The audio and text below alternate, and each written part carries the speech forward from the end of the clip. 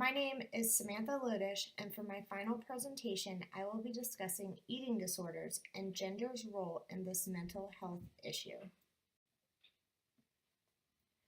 There are many types of eating disorders that exist and at times may coexist together. The most commonly seen eating disorders are anorexia, bulimia, and binge eating. Many disorders are seen starting in adolescence, but this is not to say that they couldn't begin earlier or later in life as well. These types of disorders are often thought to be more common in women than in men, and most research done supports this statement. There is no cure for any form of eating disorder, but there are treatments available in the hopes of a full recovery. Anorexia affects on average 1% of females in their early teens through their 20s. Individuals suffering from anorexia partake in excessive dieting and exercise to the point of extreme thinness. It is not uncommon for an anorexic patient to weigh less than 15% of the recommended body weight based on their height. Studies have shown that approximately 15% will die from complications stemming from anorexia. This disorder is typically seen in women, and therefore men are often misdiagnosed. Bulimia is a condition when individuals will eat a large amount of food in one sitting and then attempt to purge food from the body.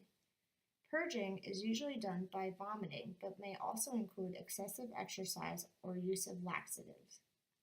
The National Eating Disorder Association has said that at any given time, approximately 1% of females meet the criteria to be diagnosed with bulimia. Rates of bulimia have remained the same since the early 1990s. Binge eating disorder is a newly recognized specific type of eating disorder. Prior to 2013, binge eating fell into a category listed as other eating disorders, but due to the amount of those suffering, it was changed. Binge eating is the most common eating disorder in the United States, even more common than cancer, HIV, and schizophrenia. When a person binge eats, they are eating a large amount of food over a short period of time and feel a lack of control while eating. This includes those who will eat a large amount of food when not feeling physically hungry. 3.5% of women and 2% of men have suffered from binge eating during their life. Unlike the other eating disorders discussed, 40% of those suffering are men.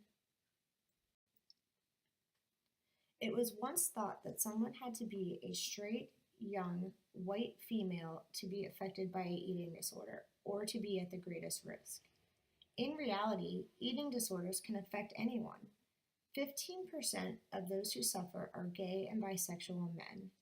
African American teenagers are said to be 50% more likely to binge and purge than white teenagers. Hispanics were also significantly more likely to suffer from bulimia than non-Hispanics. Each eating disorder has its own set of risk factors. All eating disorders have the possibility of affecting heart rates and blood pressures. Bulimia specifically can cause an electrolyte imbalance from purging. Binge eating can cause diabetes, and all three discussed can unfortunately lead to death if not treated. As mentioned before, there is no cure for eating disorders, but treatment is available. Both inpatient and outpatient options are offered depending on the seriousness or the need of the individual suffering. Treatment includes nutritional education, family and personal therapy, and medical interventions.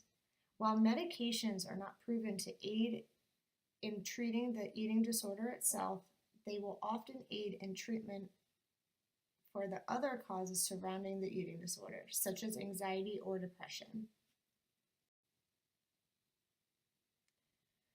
Eating disorders can cause a distorted body image, where a person sees a large person in the mirror when they look at themselves when they're even too thin. Fear of going out in public places due to the fear of having to eat is also another impact that they are suffering from. It may also affect their academic ability as they are unable to focus. College-aged individuals may be unable to live away from home because of pressures and therefore cause a delay in their education. Men are often misdiagnosed because eating disorders are thought to be more of a woman's disease in society. This is likely because the gender norm for men is that they are strong and shouldn't be focused on weight as a primary concern. An eating disorder may be seen as a weakness to other males, and therefore the person suffering may be hiding symptoms from friends and family. Women, on the other hand, are supposed to be more poised and in control, and an eating disorder may be seen as not having any control. This may be one reason why women should hide their why women would hide their eating disorders. An intervention suggestion would be to target parents of children who are just beginning school, ages 5 to 6 years old. The focus of nutritional education and positive body image should be specialized for boys and girls, as each will face a different stigma as they age.